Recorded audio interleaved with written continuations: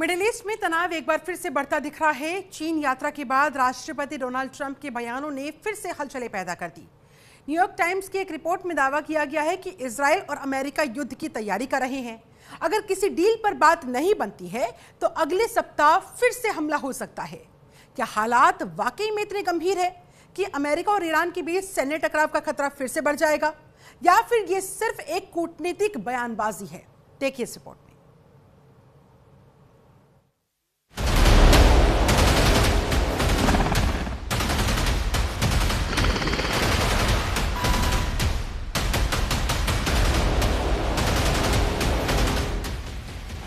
Iran पर अगले हफ्ते दोबारा हमले की तैयारी में अमेरिका।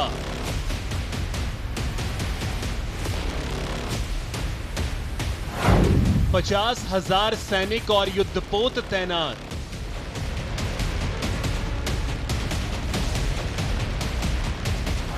ट्रंप के आदेश का इंतजार। अमेरिका अगले हफ्ते ईरान पर दोबारा सैन्य हमले की तैयारी कर रहा है। न्यूयॉर्क टाइम्स की रिपोर्ट के मुताबिक पेंटागन ने हमले के कई विकल्प तैयार किए हैं और अब अंतिम फैसला राष्ट्रपति डोनाल्ड ट्रंप को लेना है। फिलहाल ईरान और अमेरिका के बीच सीजफायर चल रहा है। इस बीच आई न्यूयॉर्क टाइम्स की रिपोर्ट में दावा किया गया है कि इजराइल और अमेरिका युद्ध की तैयारी कर रहे हैं। अगर किसी डील पर बात नहीं बनी तो अगले सप्ताह फिर हमला हो सकता है। यानी बीजिंग से लौटते ही अमेरिकी राष्ट्रपति डोनाल्ड ट्रंप फिर ईरान पर हमले की तैयारी में हैं। चीन से लौटते समय ट्रंप ने खुद एयरफोर्स 1 में साफ कर दिया कि ईरान का नया शांति प्रस्ताव उन्हें मंजूर नहीं है। अगर शुरुआत ही पसंद नहीं आती तो वो इसे सीधे खारिज कर देते हैं। इससे साफ है कि बातचीत के रास्ते अभी फंसे हुए हैं। दरअसल अमेरिका और उसके सहयोगी देश एक ऐसा समझौता कराने की कोशिश में हैं जिससे ईरान हॉर्मुज को फिर खोल दे। ये वही अहम रास्ता है जहां से दुनिया की बड़ी मात्रा में तेल और गैस गुजरती है। अगर ये खुलता है तो ट्रंप इसे अपनी बड़ी जीत के तौर पर पेश करेंगे, लेकिन हालात आसान नहीं हैं। इसी बीच अमेरिकी रक्षा विभाग ने साफ कर दिया है कि अगर जरूरत पड़ी तो सैन्य कार्रवाई दोबारा शुरू की जा सकती है। रक्षा मंत्री पीट हेगसेथ ने कहा कि हालात बिगड़ने पर हमले तेज करने की पूरी योजना तैयार है। योजना के तहत ईरान के सैन्य ठिकानों और इंफ्रास्ट्रक्चर पर बड़े पैमाने पर बमबारी की जा सकती है। इसके अलावा एक और विकल्प ये भी है कि अमेरिकी स्पेशल फोर्सेस को जमीन पर उतारकर ईरान के परमाणु ठिकानों को निशाना बनाया जाए। हालांकि ये विकल्प बेहद जोखिम भरा माना जा रहा है और इसमें भारी नुकसान की आशंका है। इस बीच ईरान ने भी साफ कर दिया है कि वो हर स्थिति के लिए तैयार है। ईरानी संसद के स्पीकर मोहम्मद बागेर कालिबाफ ने चेतावनी दी है कि किसी भी हमले का करारा जवाब दिया जाएगा। इधर हॉर्मुज को लेकर ईरान ने नए नियम लागू करने के संकेत दिए हैं, जिससे ग्लोबल ऑयल सप्लाई पर असर पड़ सकता है। ईरान का कहना है कि हॉर्मुज पूरी तरह बंद नहीं है, दोस्त और न्यूट्रल देशों के लिए खुला रहेगा, जबकि दुश्मनों के लिए इसे सीमित किया जाएगा। यहां से गुजरने वाले जहाजों को पहले ईरान के साथ तालमेल बिठाना होगा। ईरान ट्रांजिट चार्ज लगाने पर भी विचार कर रहा है।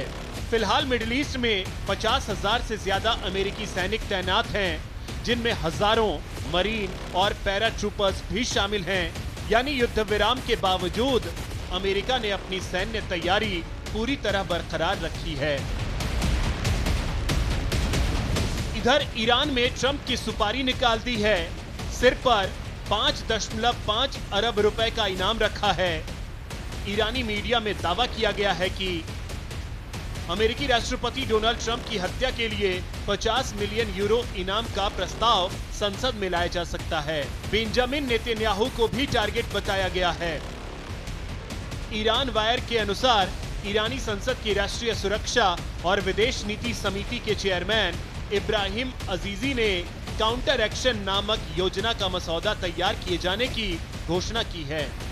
ईरान वायर ने बताया कि हैकिंग ग्रुप हंडाला ने बयान जारी कर दावा किया है कि ट्रंप और नेतन्याहू को खत्म करने के लिए $50 मिलियन दिए जाएंगे। कुल मिलाकर युद्ध की आग ठंडी होती नजर नहीं आ रही, लिहाजा दुनिया की परेशानी और बढ़ने वाली है। Bureau report, news India. और इसी बीच बात करेंगे एक और बड़ी खबर की। इजराइल का एक और बदला पूरा हुआ। इजराइल का हमास पर यह बड़ा हमला, बड़ा अटैक, और इस अटैक में हमास कमांडर इज अल-दीन मारा गया।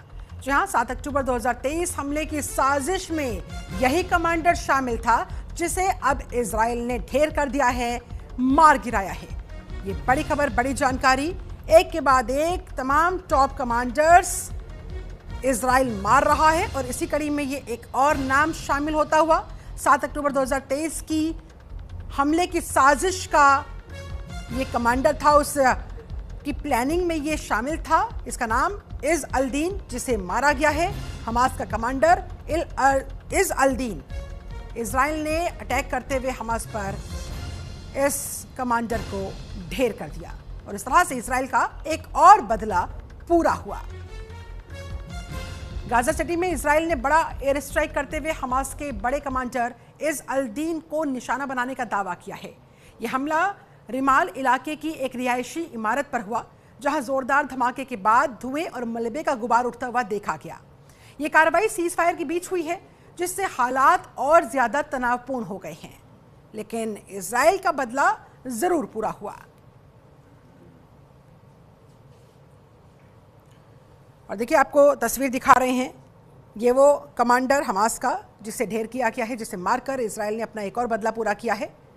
और इस तरह से चुन चुन कर जो वहां पर कमांडर बनाए जा रहे हैं, एक कमांडर के मारे जाने के बाद जिसे अगली जिम्मेदारी दी जाती है, उसको फिर इजराइल टारगेट पर लेता है और उसको भी जहन्नुम में भेजने का काम करता है। और एक बार फिर से ऐसा ही किया गया, एक और कमांडर हमास का जो इजराइल ने मार दिया है।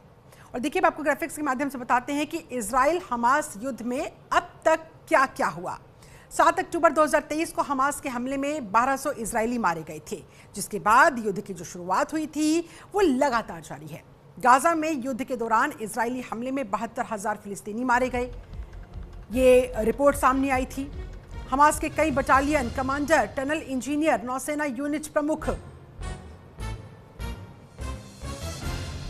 और देखिए, इसी बीच बात करेंगे बड़ी खबर की। कई लोग सीज फायर के ऐलान के बाद अपने घर लौट गए थे, लेकिन इसी बीच इजराइल ने 9 और कस्बों को खाली करने का आदेश दिया। 9 इलाकों को खाली करने का ये आदेश इजराइल की तरफ से जो दिया गया। साउथ लेबनान में 10 लाख से ज्यादा लोग बेघर हो गए हैं।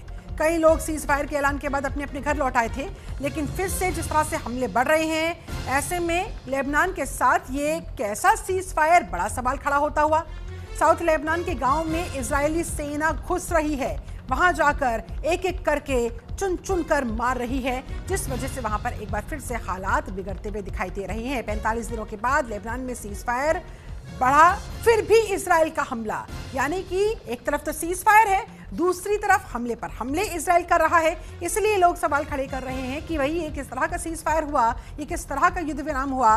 कई लोग सीज फायर के ऐलान के बाद चूंकि अपने घर वापस लौट आए थे, लेकिन फिर से अटैक हो रहा है। ऐसे में वो निशाने पर आ रहे हैं, डरे हुए हैं, सहमे हुए हैं। लेबनान में सीज फायर 45 दिन बढ़ा, फिर भी इजराइल हमले नहीं रोक रहा है।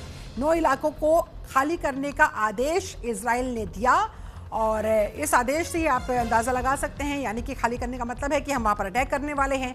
जो लोग निकल गए वो बच गए, जो लोग नहीं निकले उनको फिर अपनी ज़िंदगी से हाथ धोना पड़ रहा है।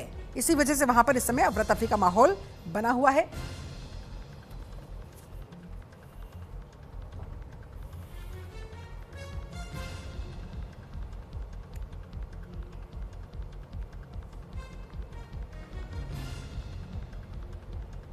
तो लेबनान में हमास के साथ लगातार इजराइल टक्कर लेता हुआ, चुन चुन कर उनके टॉप कमांडर्स को ढेर करता हुआ, और इसी कड़ी में ये एक और अटैक इजराइल की तरफ से।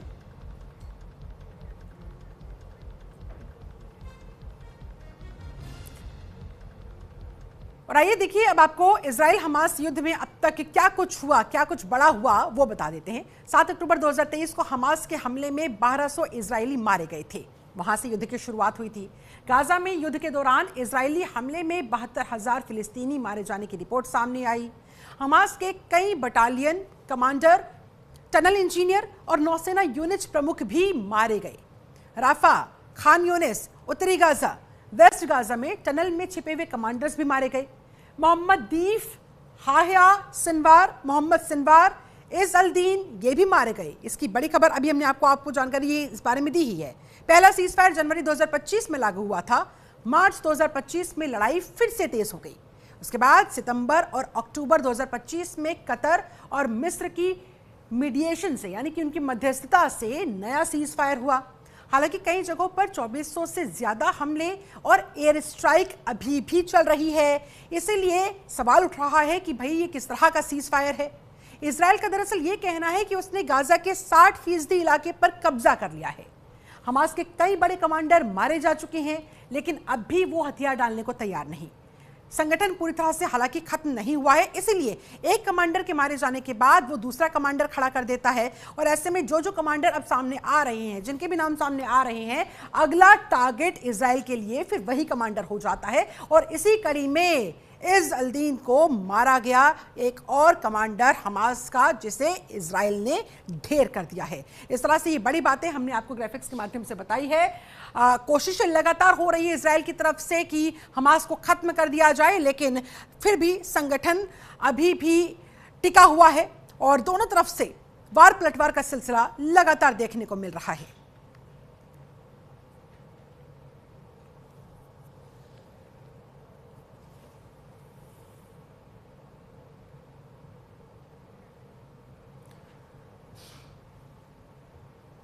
तो ग्राफिक्स के जरिए एक बार फिर से आपको दिखा रहे हैं इजराइल हमास युद्ध में अब तक क्या कुछ बड़ी बातें हुई, कौन कौन से कमांडर जो टनल में छिपे हुए थे, जहां भी छिपे हुए थे वहीं पर टारगेट पर लेते हुए इजराइल ने उनको खत्म करने का काम किया। और ये नाम आपको बता रहे हैं, मोहम्मद दीफ हो, हाया सिनवार हो, मोहम्मद सिनवार हो, इस अल-दीन हो, सबको चुन चुन कर इजराइल मार रहा है। सीज फायर हो रहा है, लेकिन एक तरफ तो सीज फायर, दूसरी तरफ अटैक भी इजराइल की तरफ से जो रुक नहीं रहे हैं। मार्च 2025 में लड़ाई फिर से तेज हो गई और एक बार फिर 45 दिन सीज फायर बढ़ाया गया, लेकिन फिर भी अटैक हो रहे हैं।